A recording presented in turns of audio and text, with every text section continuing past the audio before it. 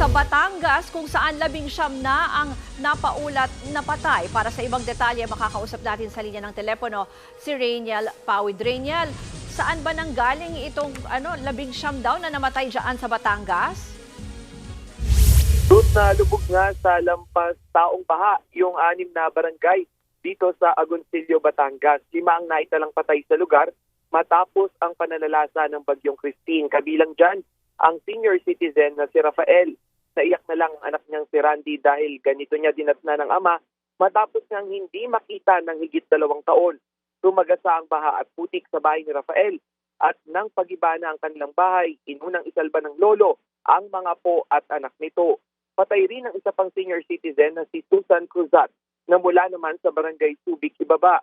Palikas na sana siya kasama ang kapatid pero lumakas daw ang agos ng tubig at nagkahiwalay sila. Ruth, ito nga yung nagkahiwalay na 2 matanda na ito. Yung isa na kapatid niya ay nabuhay at dahil na salalak o naipit doon sa nakaparada namang kotse. Ruth.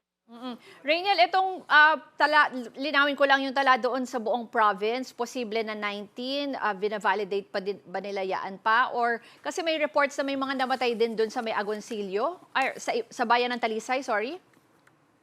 Yes, Ruth, no, yung 19 na yan, confirmed yan. Yung 5 mula sa bayan ng Agoncillo habang yung 14 naman ay mula naman doon sa Talisay. Ruth. Okay. Maraming salamat at ingat kayo dyan, Rainiel Pawid. Mga kapatid, ako po si Ruth Cabal.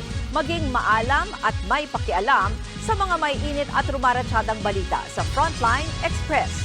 Para maging updated sa balitaan, mag-subscribe lang sa social media pages ng News 5.